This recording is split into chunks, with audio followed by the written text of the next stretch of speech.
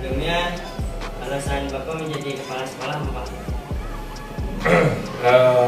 Kalau alasan gini Pak, ketika saya bertugas di wilayah Cibinong Kabupaten Bogor, saya kan bukan ASN, aparatur sipil negara atau PNS dari Kementerian Agama. Saya tugas di SDN Pondok Raja Cibinong Bogor. Ketika itu saya dari Kementerian Agama.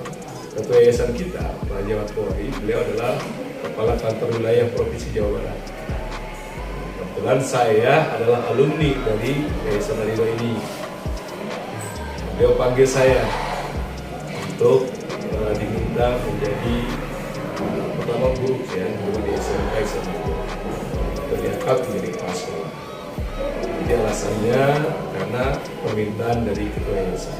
Dan kebetulan dia juga sebagai Kepala Kantor Wilayah Provinsi Jawa Barat yang meminta saya untuk menjadi kepala SMK Marindo. Itu alasannya.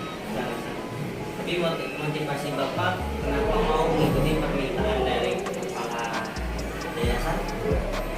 Nah begini, yang pertama saya ihtiram dengan guru, hormat dengan guru, ya perintah guru, beliau guru saya, ya. Dan saya alumni sekolah ini, beliau guru saya, maka saya termotivasi untuk melaksanakan apa yang diperintah guru kita. Yang kedua, saya tahu benar beberapa waktu sebelum saya menjadi guru dan kepala di SMK Marindo tentang kedisiplinan siswa SMK. Kayak ketika diminta itu, walaupun saya sempat menolak awalnya, ketika akhirnya saya diminta tetap untuk memimpin di SMK Marindo, saya termotivasi untuk bisa mendisiplinkan siswa di SMK Marindo. Itu salah satu alasannya. Ada lagi Pak, boleh saya tanya? Enggak. Ada nggak hal yang disukai ketika jadi kepala sekolah? Begini, untuk seorang kepala punya tanggung jawab yang besar. Bukan hanya proses belajar saja, tapi tanggung jawab di dunia dan di akhirat. Maka beban itu akan muncul manakala hal-hal yang harusnya tidak terjadi di sekolah ini terjadi, terutama yang negatif. Nah itu yang menjadi beban saya. Sehingga kadang saya di rumah saya berpikir apa yang bisa saya perbuat untuk memperbaiki itu semua. Ini mas saya berdoa.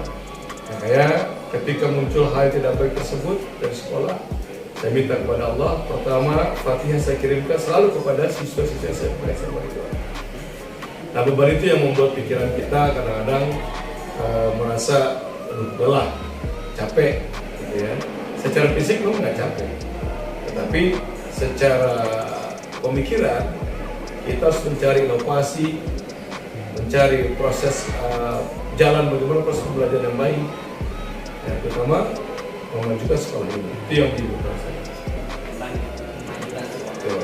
Jadi Pak Dede memikirkan bagaimana cara memajukan sekolah ini. Betul. Oke, sekian dari saya.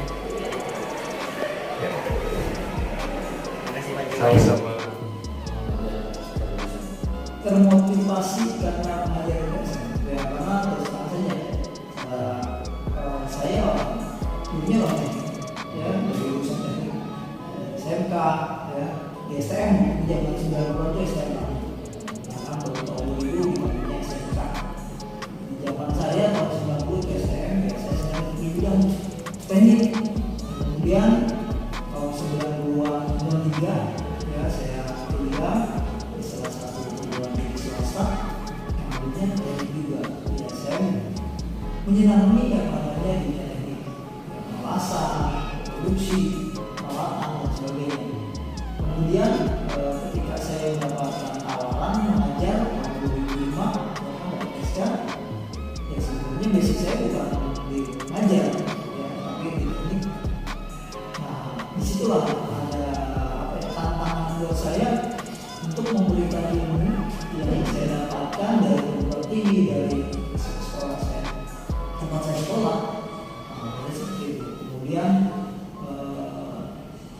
jadilah saya seorang guru makanya memang jadi seorang guru itu mungkin teman-teman yang di luar sana nggak sesuai karena dia pada saat kuliah dia mengambil keguruan. Jadi ilmu keguruannya kalau saya terserah ya dari umum, orang umum, teknik umum, bukan dari keguruan. Tapi saya belajar bagaimana sih memberikan ilmu yang baik dalam siswa, yang bicara, kemudian materi yang diberikan. Bapak itu ya, Ya, pernah bekerja di perusahaan ya. Oke, waktu itu saya berusaha perusahaan yang pertama ya, PT Mandiri Perkasa ya, Perkasa saya pernah di situ. Ya, walaupun saya pada waktu itu bekerja bukan hanya 3 tahun, 1 tahun kontrak, 2 tahun sebagai karyawan biasa. Kayaknya bukan ada pengurangan karena memang kebutuhan jadi saya keluar. kalau aja tahun 2005 sekolah tahun SMK STM menggunakan kalau saya daerah Pasar. Nah, itu identik dengan tawuran. Bapak jadi kepala program itu baru ini apa sebelum Di sini atau di SMK lain? sebelumnya Sekolah lain. pernah? Sekolah lain. Kalau nggak salah tahun 2017 ya saya pernah sebagai kepala program. Kemudian di sini di 2023 saya dipercaya dengan salah satu teman saya juga yang memang keluar dari SMK ini. Ya atas kepercayaan ini ya saya harus kembali. Itu tugas saya. Bapak fasilitas di sini apa di sekolah yang Oke, kalau memang kita membandingkan dengan sekolah lain, ya memang membandingkan artinya pembandingan itu sebagai pembelajaran kita. Ya, bagaimana melihat situasi kurang dan lebihnya, ya kan? Berarti kalau ini kurang, ya, artinya kalau sekolah ini kurang fasilitas, ya harus dipenuhi, ya kan? Ya terus terang kalau melihat di sini, ya karena ini pun baru tahun ketiga ya, urusan tahun ketiga tahun ketiga itu hal yang wajar kalau fasilitasnya di sini boleh dikatakan kurang. Soalnya baru, jadi boleh dikatakan merintis. Kemudian kalau saya lihat dari background SMK itu kan jadi dengan Islam, ya. Tetapi ya alhamdulillah bagus. Walaupun dengan Islam tapi dia mau masuk ke ini itu bagus sekali menurut saya karena nanti siswa-siswa yang lulus dari sini tidak hanya belajar agama tapi ilmu teknik dan motor dan komputer itu harus tahu semua. Terus kemudian pertanyaan masalah fasilitas ya. Terus kalau kita mengacu dengan sekolah lain ya, kita lihat sekolah di mana nih, ya kan? Mau di negeri atau di swasta lagi, ya. Di sini juga sama, ya hampir sama dengan sekolah kita. Kalau di negeri bisa ditanyakan, kenapa? Ya, kalau dia mendapat sesuatu mengalir dari pemerintah, itu juga kita jangan dapat bantuan dari bos tapi kan kita alihkan yang lain. Kemudian kalau kita mengacu ke dunia ke industri atau penyamaan dengan bengkel-bengkel yang ada di kota Yamaha, Kawasaki, Suzuki, Honda, jadi kita mengacu ke sana. Agar apa? Output atau keluarnya siswa setelah dari Arido itu bisa bekerja. Itu. kalau target Bapak buat sekolah itu tuh berapa ini? Oke. Ya target saya sih mungkin kalau saya nanti waktu saya 6 bulan ya kebanyakan siswa yang saya latih itu udah kalian karena ini sudah banyak yang mandiri contoh Chris dan sebagainya itu ada mau artinya punya bengkel sendiri ya kalau saya dari status mereka pada punya bengkel sendiri itu kan suatu popularitas mereka kemudian lulus dari sini mereka tidak akan lagi ya, walaupun dia buka bengkel kecil-kecilan di rumah itu hal yang apa ya kalau menurut saya banget dari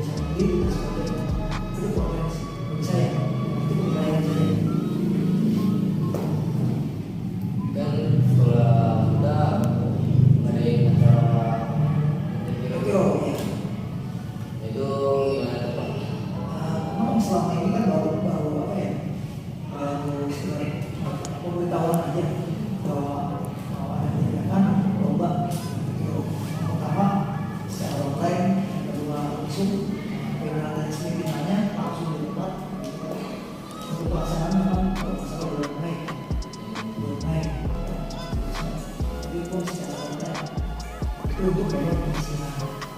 Jadi sebenarnya sih ya sekitar alat-alat aja.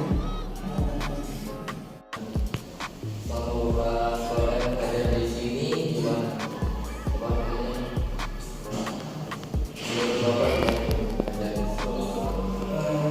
Penilaian terhadap mana ya, siswa, guru, siswa lingkungan siswanya. Oke, ya baik. Kalau ya suasana sih alhamdulillah ya, dari awal ya saya diterima dengan baik di sini, kemudian sambutan siswa juga alhamdulillah. Ya kalau memang ada kalau dikatakan siswa itu yang bergejolak atau nakal, yang ajar itu hal-hal yang wajar. Tapi tidak kita bisa mencapainya semuanya alhamdulillah ya. Tadi teman-teman kami juga menanyakan masalah honor begitu. Ya sebenarnya juga ya kan, tergantung kita menerimanya cukup atau kurang. Yang namanya Allah tidak kurang, tapi kita merasa bersyukur yang sudah alhamdulillah kita diberikan rezeki Allah sekian. Kemudian kalau terhadap siswa ya saya sih menganggap semua siswa, baik saya ngajar di sekolah A, sekolah B itu sama. Nilainya sama, itu anak saya. Ya, saya kasih dengan sepenuh kasih sayang. Ya, apabila mereka kelewat batas, tegur. Misalnya seperti itu. Ya, dan insya Allah sih selama ini tidak ada yang perlakuan kasar. Tidak ada.